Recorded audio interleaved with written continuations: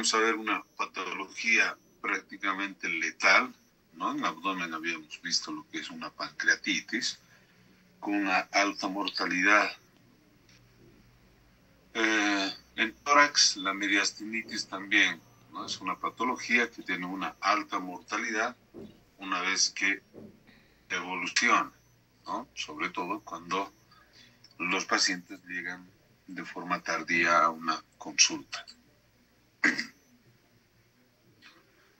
Y después vamos a ver la otra parte de esta clase, prácticamente un resumen de lo que es cirugía de tórax, y con eso estaríamos concluyendo la parte de tórax. Nos quedaría vascular y proctología, ¿no? Entonces, como han visto, no hemos podido pasar clases. Es más probable que suspendamos el examen para el final, ¿no? Al final de todos los exámenes nosotros programamos nuestro examen, ¿de acuerdo? ¿Presi? Está bien, doctor. Sí, ¿verdad? Porque no alcanzamos. Podemos alcanzar si pasamos hoy día, mañana, miércoles, el jueves, el viernes, alcanzamos en realidad. Nos faltan 4 temas más, ¿no? Podemos alcanzar, si prefieren, el sábado damos el examen también. Eso hablaré con mi curso internamente, doctor, y le informo. Ya, me avisan entonces, ¿de acuerdo? Ya, doctor, está bien. Bien, listo. Entonces, como les decía, vamos a ver esta parte de la mediastinitis, una patología muy letal en lo que es cirugía de tórax, ¿no? Es importante reconocer prácticamente en el inicio, que no es difícil. Tenemos que tomar en cuenta las causas que pueden originar la mediastinitis, y nosotros podemos, por ejemplo, en este caso, ¿no? Diagnosticar y hacer el tratamiento respectivo. Pero cuando ya viene desarrollado la mediastinitis, ya con un desame pleural, con neumomediastino, etcétera, entonces ahí se nos hace difícil, ¿no? Son pacientes con un pronóstico reservado, como nosotros diríamos en cirugía, ¿no?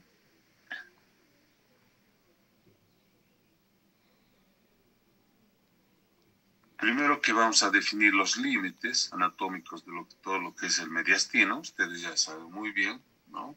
Que es un espacio prácticamente que se encuentra en el centro del tórax y tiene todos los órganos, o en este espacio comparten todos los órganos intratorácicos, ¿verdad? Excepto lo que son los pulmones, ¿verdad?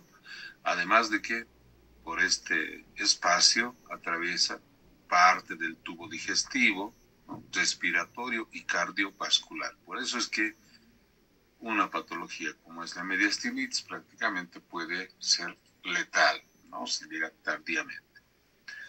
Entonces, ya conocen ustedes por anatomía sus límites, que es el mediastino anterior, el posterior, el lateral, el superior, el inferior, ¿verdad?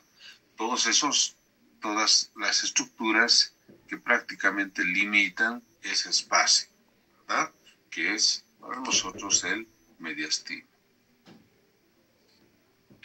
Entonces, el concepto mismo de lo que es la mediastinitis, en este caso una mediastinitis aguda, es la inflamación del tejido celular graso.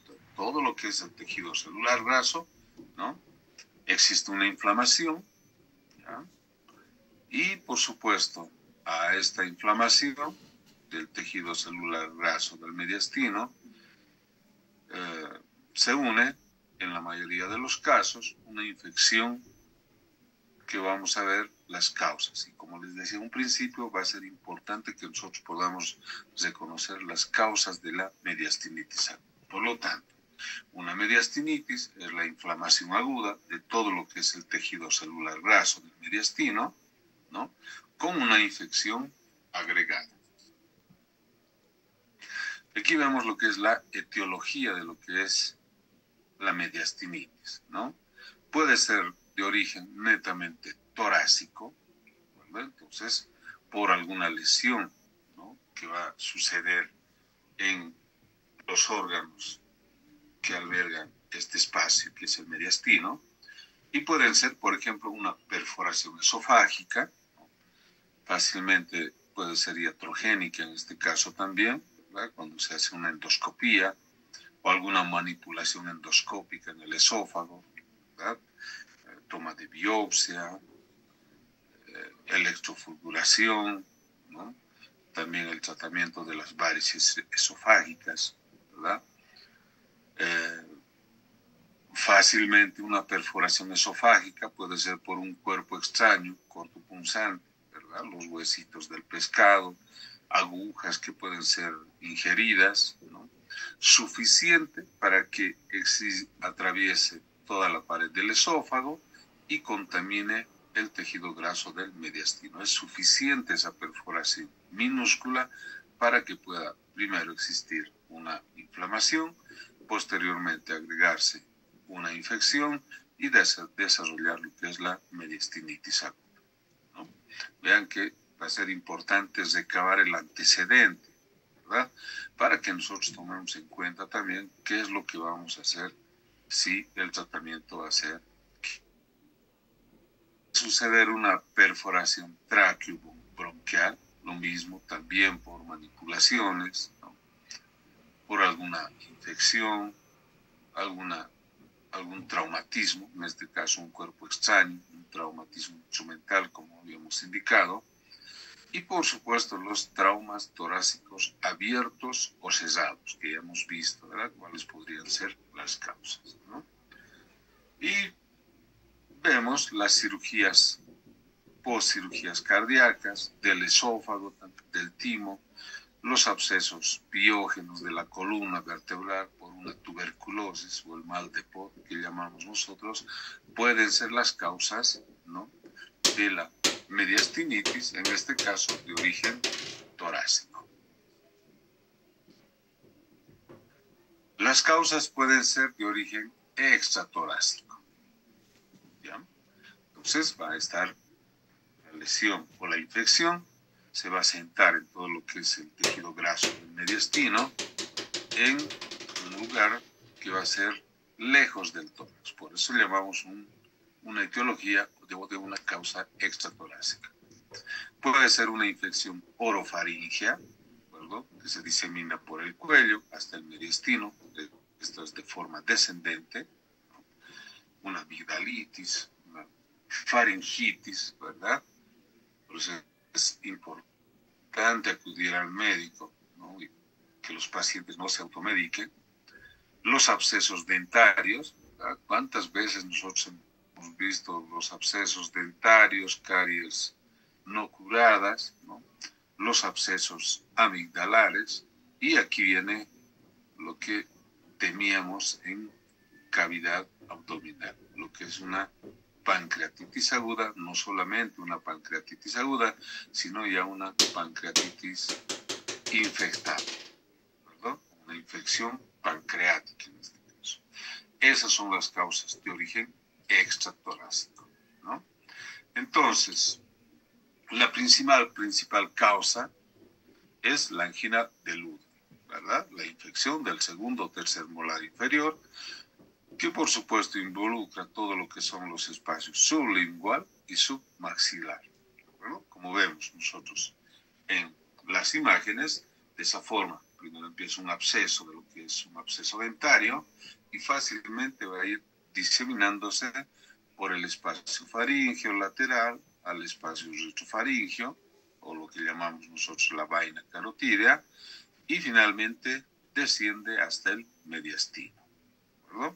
Entonces, como pueden ver, es la principal causa, la angina de Ludwig, ¿no?, por una infección del segundo o tercer molar inferior.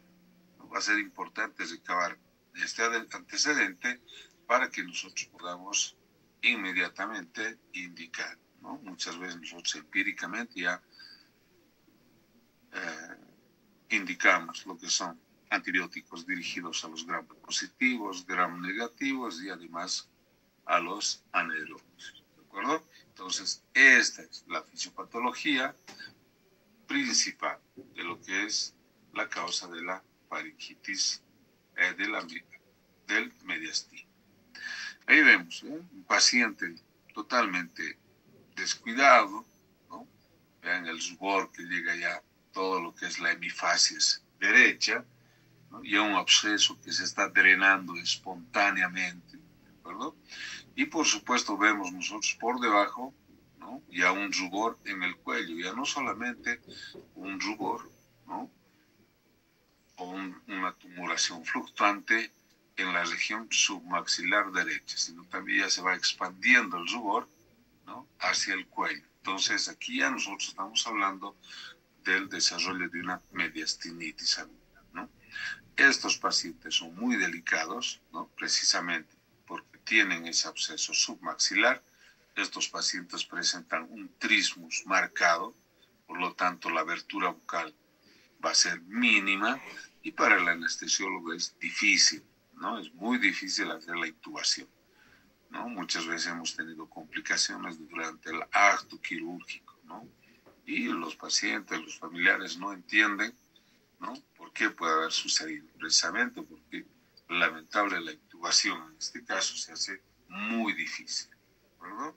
Entonces va a ser importante que podamos reconocerlo, ¿no? Vean, prácticamente el cuello ha desaparecido en este caso, ¿no? Tenemos ahí lo que es el mentón, ¿no?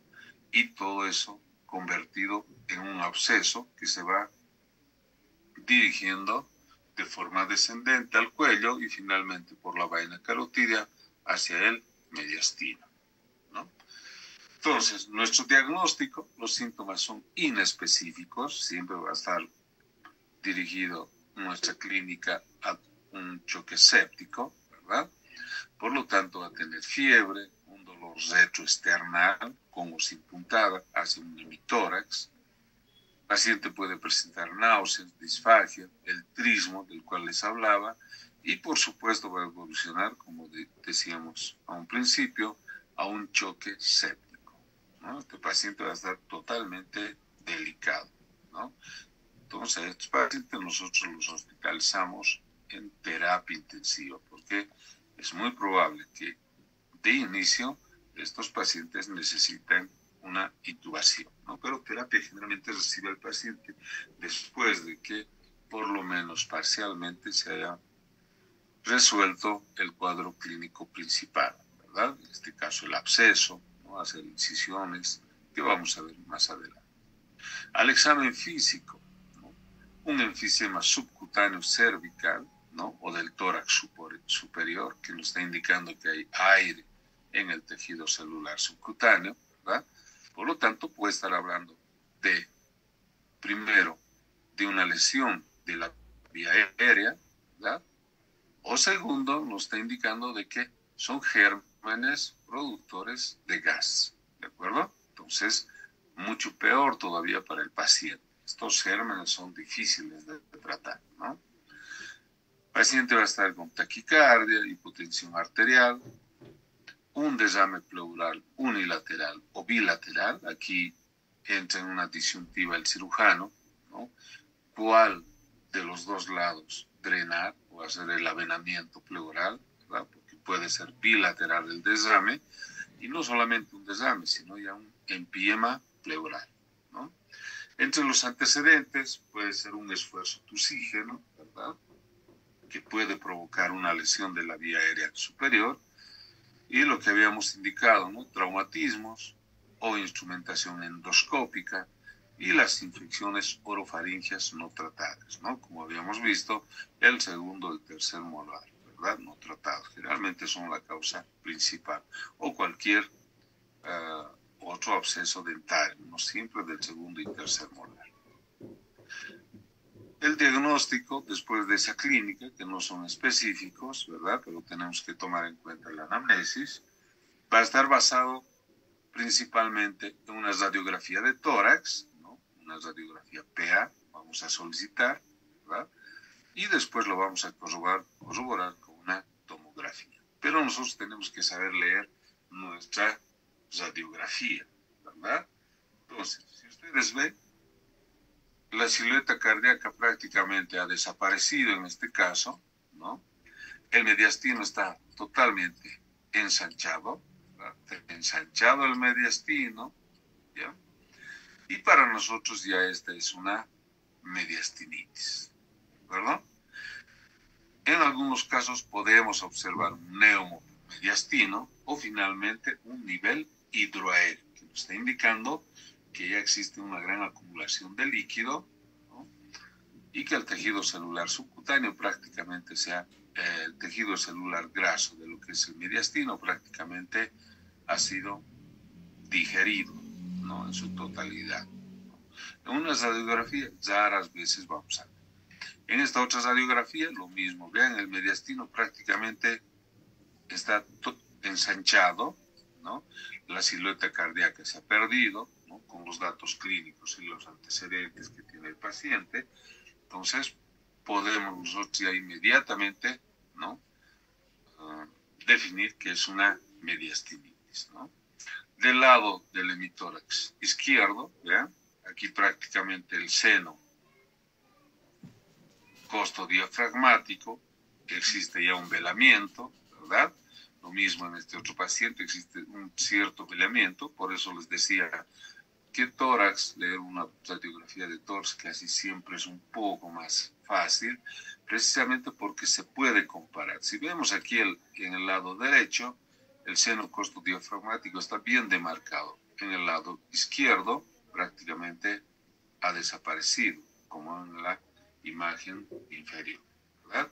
Entonces, esos datos nos van a ayudar radiológicamente, principalmente el ensanchamiento del mediastino. Podemos ver un neumomediastino o finalmente un nivel hidroaéreo, que nos está indicando que el tejido celular graso del mediastino prácticamente ha sido digerido, ¿no? Y además ya tenemos derrames en estos pacientes.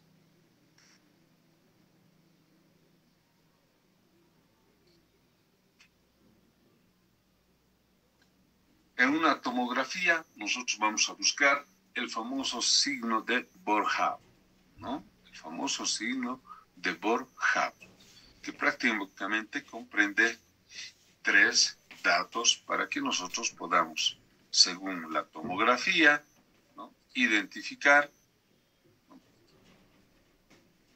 La lesión, la cantidad de líquido que está acumulando el mediastino, ¿no? Entonces, vamos a poder observar aire, ¿no? En el mediastino posterior, ¿de acuerdo? Si ustedes pueden observar, siguen ingresando a la clase, ya vamos a terminar también.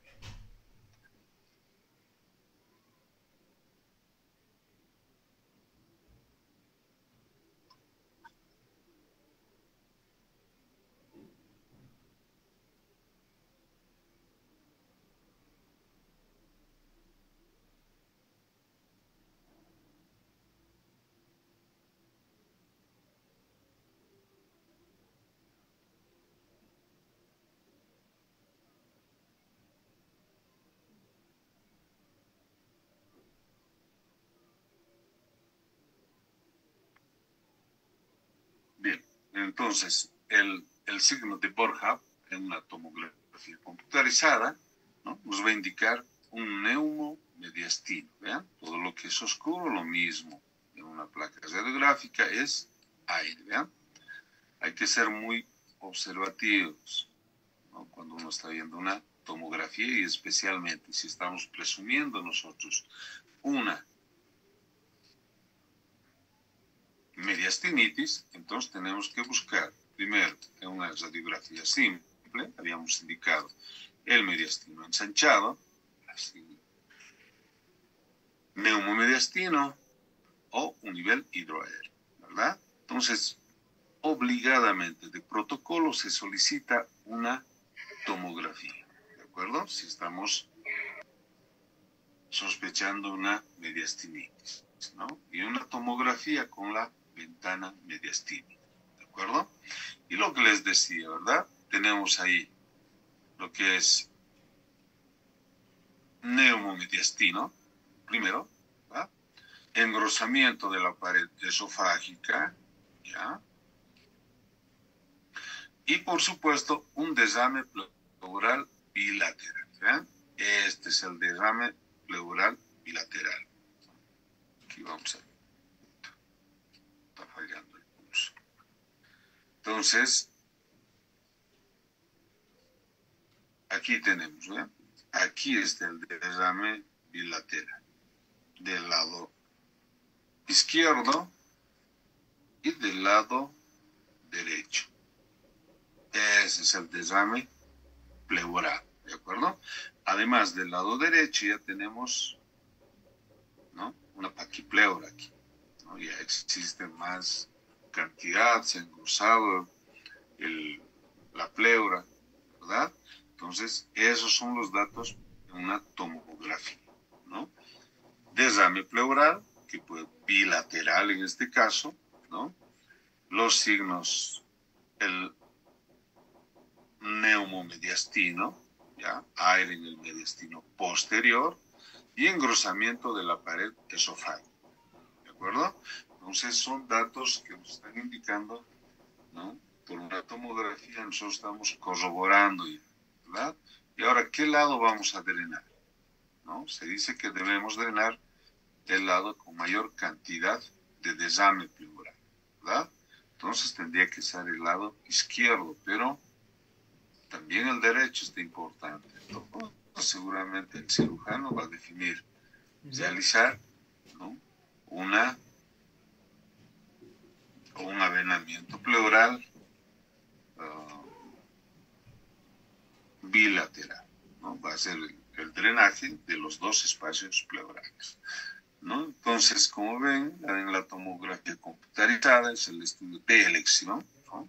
Y una vez que tenemos la radiografía, ¿no?, podemos inmediatamente, si nosotros ya estamos sospechando de una mediastinitis, inmediatamente nosotros podemos solicitar una tomografía, ¿de acuerdo? ¿Por qué? Porque nos va a dar unas imágenes más claras, los datos exactos para el acceso quirúrgico, lo que les decía, ¿verdad?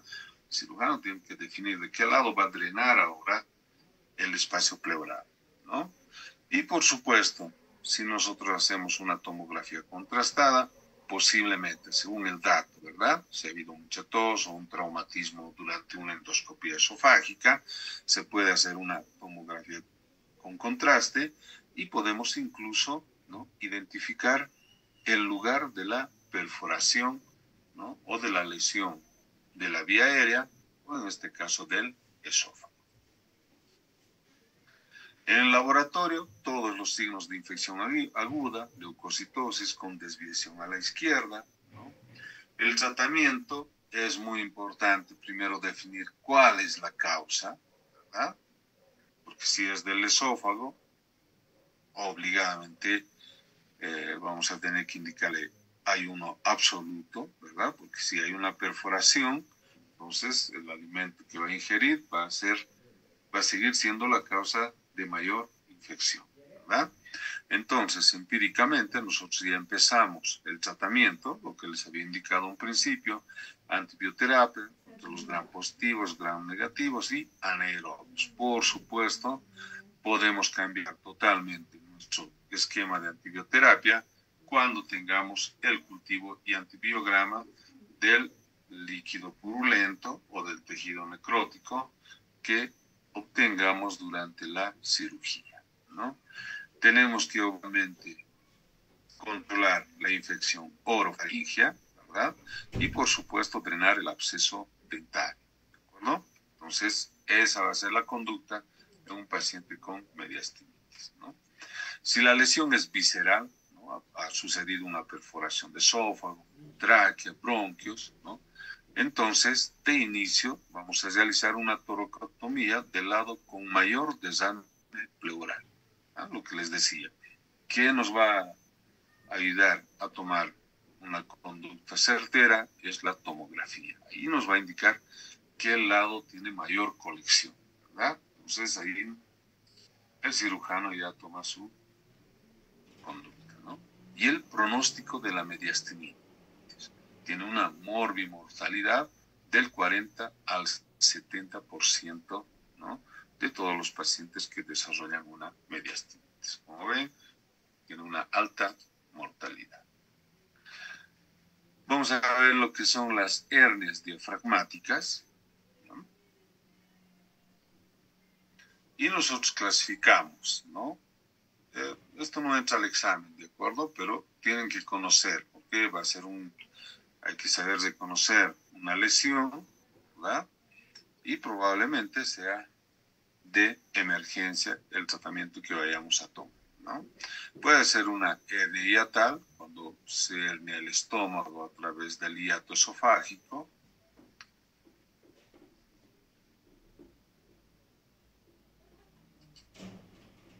La hernia de Bosdaleg, cuando es un defecto congénito por el cierre de la pleuroperitoneal, ¿no?, generalmente es del lado izquierdo.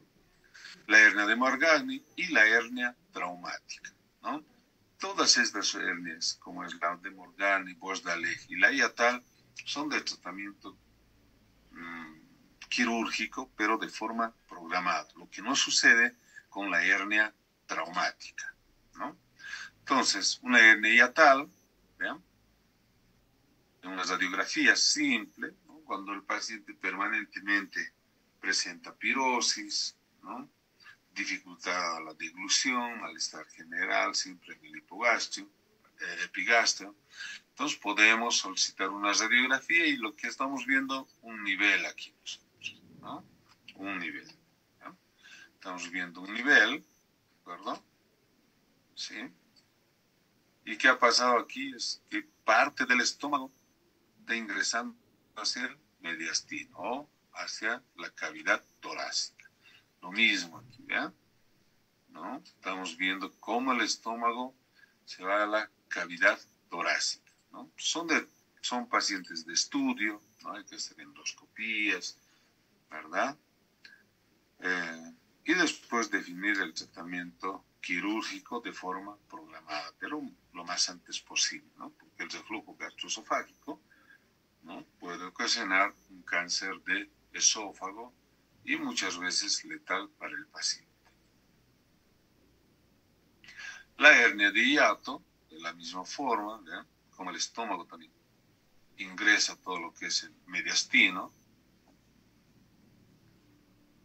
lo pueden diagnosticar por una radiografía, solamente hay que tener más detalle en lo que uno ve y lo que solicita, por supuesto, y por supuesto una tomografía, ¿no?, va a ser también importante para definir, ¿no?, nos va a dar un mapeo mucho más exacto cómo se desliza el estómago hacia la cavidad torácica, ¿verdad?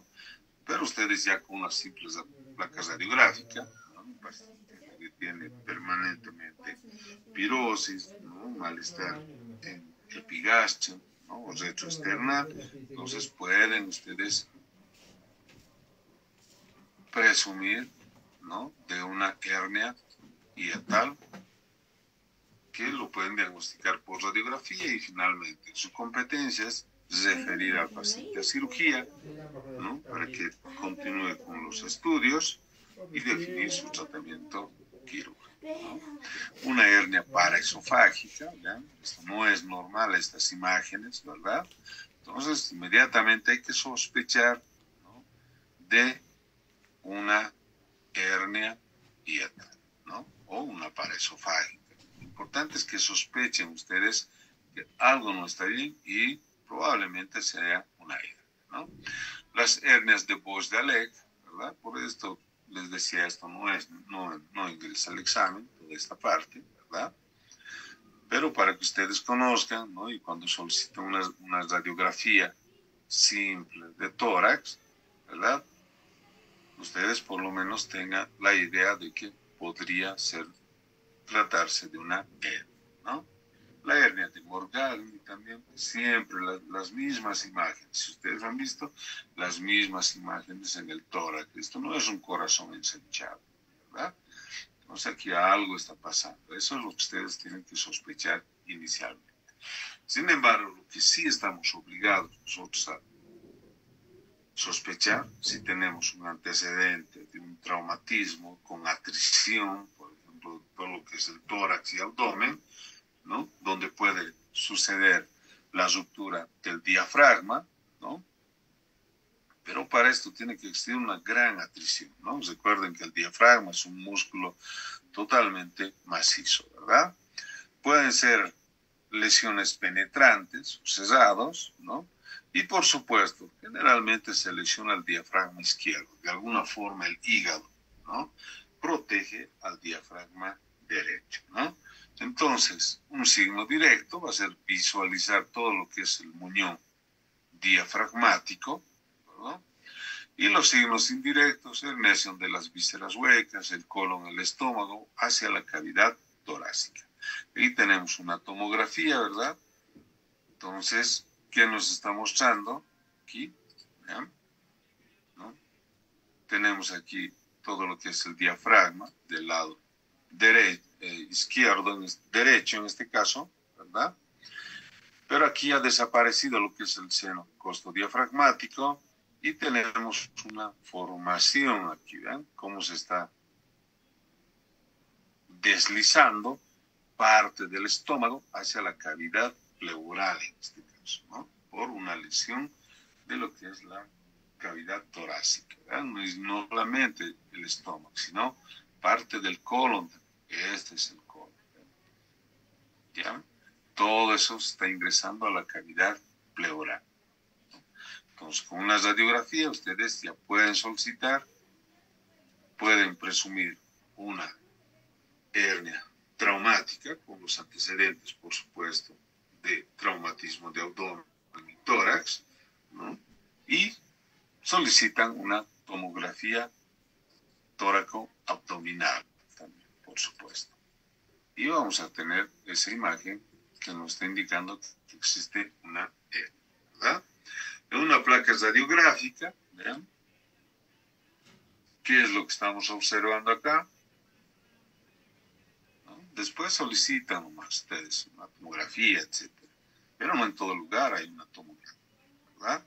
Tenemos el diafragma del lado derecho y del lado izquierdo, vean dónde ya se ha subido lo que es el pulmón, ¿de acuerdo? ¿Y qué vemos acá? El intestino grueso con sus austres, ¿verdad?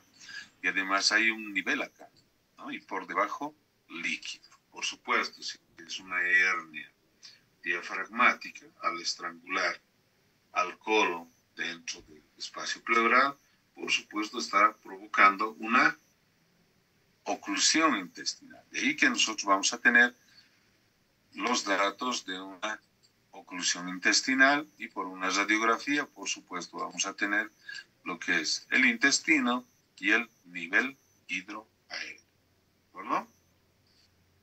En la siguiente radiografía que estamos observando nosotros, ¿no? El diafragma normal del lado derecho, ¿no? Pero del lado izquierdo, vean, prácticamente el pulmoncito está siendo desplazado, ¿no? Por todo lo que son las vísceras, en este caso el intestino delgado. ¿Por qué decimos que es el intestino delgado? Porque lo que estamos viendo son múltiples niveles hidroaéreos, ¿verdad? Estos son los niveles, ¿verdad?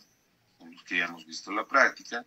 Estos son los múltiples niveles hidroaéreos, que quiere decir que al espacio pleural, ¿no?, ha protruido por la hernia diafragmática postraumática, ha protruido todo lo que es el intestino delgado, ¿verdad?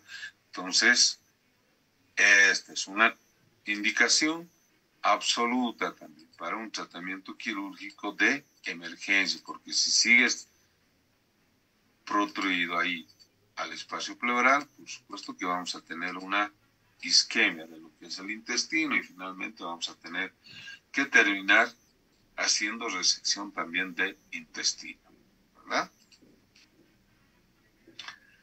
Y finalmente vamos a ver lo que son los síndromes torácicos agudos, ¿no?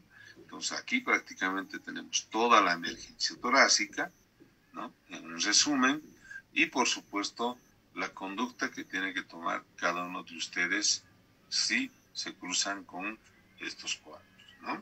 Entonces tenemos el síndrome de compresión endotorácica, el síndrome de depresión endotorácica, el síndrome hemorrágico, que puede ser externo, interno y mixto, el síndrome de respiración paradójica, que lo vamos a ver en un tema aparte, y el síndrome de infección aguda y grave y los síndromes funcionales. A nosotros lo que nos interesa en realidad es el síndrome de compresión endotorácica, el síndrome de depresión endotorácica, el síndrome hemorrágico y el síndrome de respiración paradójica, que son las emergencias torácicas, ¿de acuerdo? Entonces, el síndrome de compresión endotorácica, ¿verdad? Es muy probable que ustedes no puedan, en ese momento se olviden de instaurar un diagnóstico, como es un neumotórax, hemotórax, ¿verdad? Pero pueden acordarse de que existe, ¿verdad? Este diagnóstico de síndrome de compresión endotorácica. Quiere decir cuando el espacio pleural está ocupado con, ¿no? Aire o líquido, o ambos a la vez, ¿verdad? Puede ser un hemotórax, un neumotórax o finalmente un hemoneumotórax, ¿verdad? Cuando están desplazadas las vísceras abdominales en el tórax, después de un traumatismo tóraco-abdominal con una hernia diafragmática postraumática, ¿verdad? Una compresión mediastínica, ¿se acuerdan de lo que es el taponamiento cardíaco o el hemopericardio? Y finalmente un enfisema mediastínico, ¿verdad? Entonces, esto es lo que nosotros llamamos el síndrome de compresión endotorácica. ¿Cuándo sucede eso? Cuando el espacio pleural está ocupado con aire, con líquido, ¿no? Y la principal causa, un traumatismo de tórax cerrado o abierto. ¿Cuál va a ser nuestro tratamiento? Por supuesto, si hay compresión, hay que descomprimir. Una descompresión inmediata con el avenamiento pleural o una toracoscopia. Recuerden que habíamos indicado que el avenamiento pleural lo pueden realizar ustedes, ¿no? En el segundo espacio intercostal, línea medioclavicular, o en el quinto, sexto espacio intercostal, por la línea axilar anterior, ¿verdad? Entonces, esa va a ser la conducta, ¿no? Una descompresión o la pleurostomía. En caso de una hemopericardio o de un taponamiento cardíaco, es una indicación absoluta para una toracotomía. Aquí tenemos que recordar lo que es la triada de Beck. Tenemos el síndrome de depresión endotorácica, ¿no? Se presenta con una obstrucción parcial o total de las vías aéreas, ¿no? Seguramente esto ven ustedes ya en anestesiología, ¿no? Lo que es el OVASE, ¿verdad? La obstrucción de la vía aérea por un cuerpo extraño, ¿no? Entonces se presenta por una obstrucción parcial o total de las vías aéreas, ¿no? Puede suceder, o la principal causa es un traumatismo de tórax, se acumula sangre y secreciones en la vía aérea, ya no en el espacio pleural, o puede existir una ruptura parcial o total de bronquios, ¿no? ¿Cuál va a ser el tratamiento? Desobstruir la vía aérea, ¿no? Tenemos que aspirar o manualmente retirar los cuerpos extraños, los coágulos de sangre, los alimentos, ¿no? Y cuando no se puede, se tiene que realizar inmediatamente una traqueotomía o el paciente fallece asfixiado, ¿no? El síndrome hemorrágico, ¿verdad? Es una de las principales causas, como habíamos indicado, un traumatismo torácico abierto o cerrado, puede ser combinado también en este caso, hemorragias no traumáticas, ¿no? Por neoplasias, tuberculosis pulmonar, bronquiectasias y dactilosis. El tratamiento, primero, reconocer lo que es una hemorragia y inmediatamente tratar al paciente con lo que es el ABC, ¿no? De atención al paciente politraumatizado. ¿no? Vía aérea, ventilación, circulación, etc. El tratamiento, toracocentesis, ¿verdad? Avenamiento pleural, toracotomía o una toracoscopía. Recuerden, ¿no?, que si nosotros al momento de realizar el drenaje pleural, ¿no?, obtenemos 1000 ml de sangre, tratamiento toracotomía inmediatamente, ¿no? Si en las 2 o 4 horas tenemos 250 ml de sangre, entonces el tratamiento es quirúrgico, ¿verdad? Y finalmente vemos aquí lo que es el síndrome de respiración paradójica, ¿no? ¿Por qué se llama respiración paradójica? Precisamente porque una parte de la pared torácica se independiza del resto del tórax, ¿de acuerdo? Y esta zona es la que recibe el nombre de lo que es el tórax bolet, segmento parietal móvil, ¿no? Tórax móvil, y el diagnóstico más común es un tórax bolet, ¿no? Entonces, ¿qué significa cuando nosotros decimos una respiración paradójica y una parte del tórax se independiza del mismo, ¿no?, del resto del tórax? Quiere decir, es el lugar donde existe esa lesión, ¿verdad? Entonces, a la inspiración, esa parte del tórax, en vez de expandirse, se va a deprimir, ¿no? Y al contrario, a la expiración, esa parte del tórax que debería deprimirse, se expande, hace lo contrario a lo que hace el resto del tórax, ¿no? Entonces, el tórax bolet, un segmento parietal móvil, sucede después de un traumatismo torácico cerrado, ¿no? Puede ser una contusión torácica, ¿ya? Y los bolets más frecuentes son lateral y anterolateral, ¿de acuerdo? Por supuesto, puede ser unilateral, bilateral y con una fractura del esternón. Entonces, ahí nosotros vamos a tener lo que nosotros llamamos un tórax inestable, ¿no? Y ahí tienen sus múltiples sinónimos, ¿no? Tórax móvil, tórax flácido, bolet costal, tórax patiente, tórax inestable, ¿no? Entonces le ponen todos estos nombres, ¿no? Generalmente nosotros lo llamamos un tórax inestable o un bolet costal, ¿verdad? Sucede cuando existe una fractura de 3 o 4 costillas en más de 2 segmentos de su longitud, ¿de acuerdo? Ocasionando un fenómeno paradójico en la caja torácica, lo que les indicaba, ¿verdad? Por lo tanto, para que exista un tórax inestable, tiene que obligadamente existir 3 o 4 costillas en más de 2 segmentos, ¿no? Y aquí nosotros vamos a poder observar lo que les decía un principio, la respiración paradójica, ¿no? Se colapsa a la inspiración, el lugar donde está lesionado, donde tenemos el tórax inestable, y se expande a la expiración, lo que debería ser lo contrario. Por eso se llama, ¿no?, una respiración paradójica. En una tomografía, ¿ya?, podemos ver cómo está deprimido el lado derecho, las múltiples fracturas, ¿no? Tenemos aquí, ¿ven?, 1, 2, 3, 4 fracturas costales, ¿no? Ya podemos indicar nosotros un tórax bolet, ¿no? Y nosotros lo que tenemos que hacer es tomar una conducta de emergencia, ¿no? O sea, en el lugar del accidente o durante el traslado del paciente del lugar del accidente hacia el centro de salud más cercano, ¿no?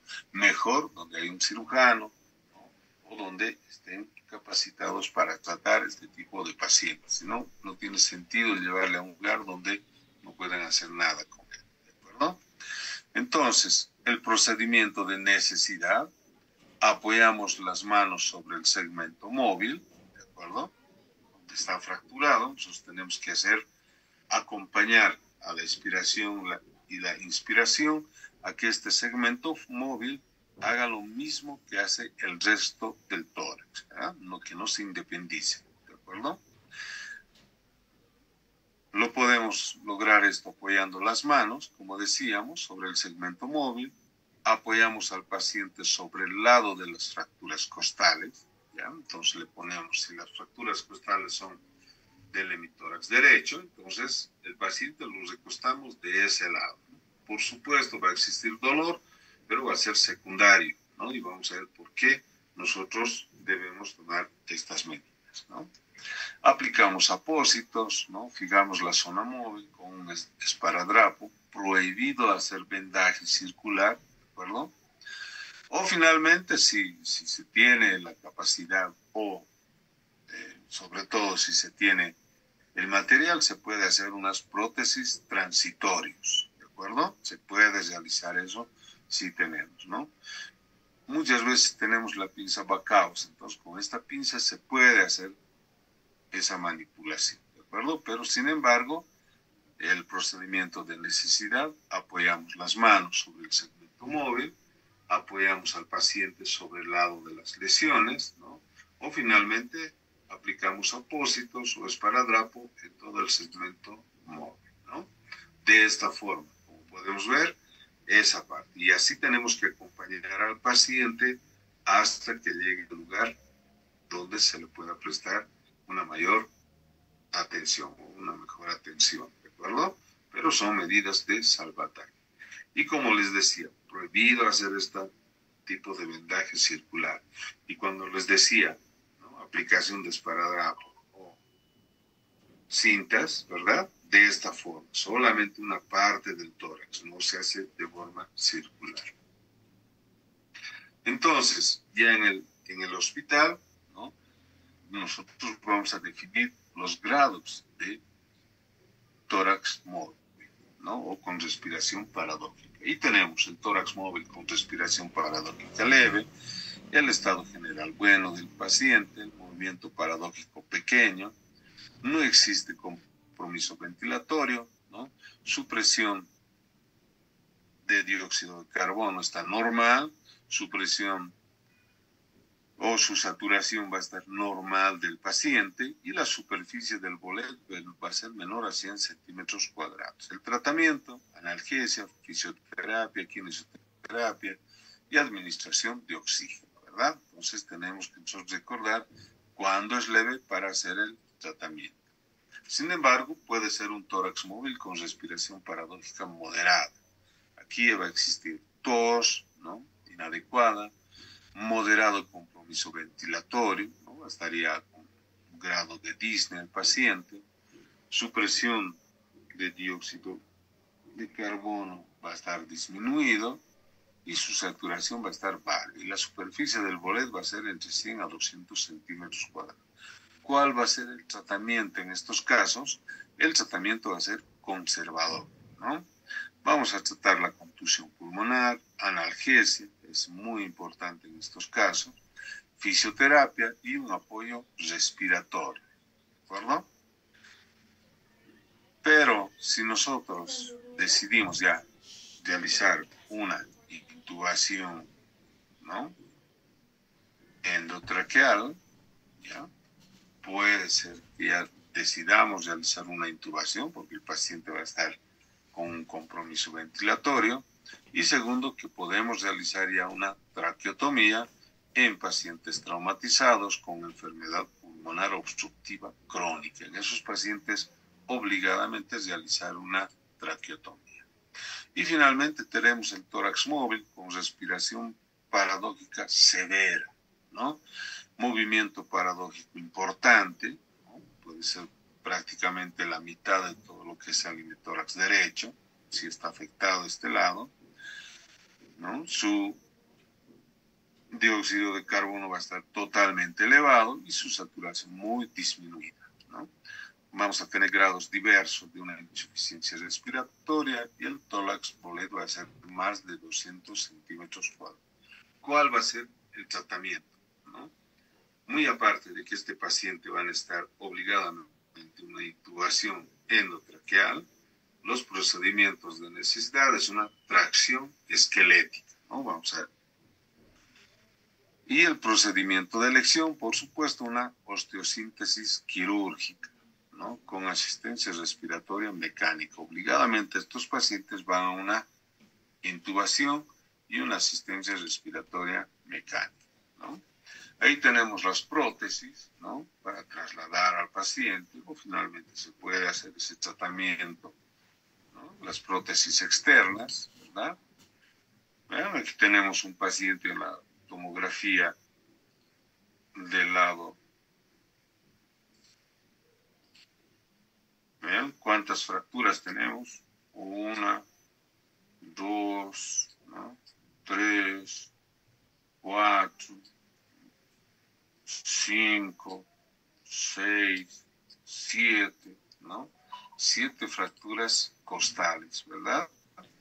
Entonces hay que estabilizar 3 o 4 nada más. Se estabiliza el tórax, ¿no? Se estabiliza el tórax y finalmente nosotros, lo malo es que estos pacientes pueden estar mucho tiempo con intubación endotraqueal, ¿verdad? Entonces vamos a necesitar obligadamente, ¿no? Muchas veces hacer una traqueotomía si la intubación va a ser prolongada en estos pacientes, ¿no?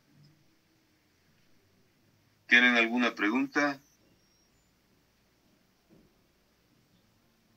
Bien, no hay más preguntas, entonces a estar atentos para la próxima clase, ¿no? Que puede ser mañana a esta misma hora, ¿de acuerdo? Está bien, ¿De doctor. acuerdo? Bien, buenas noches, hasta la próxima clase.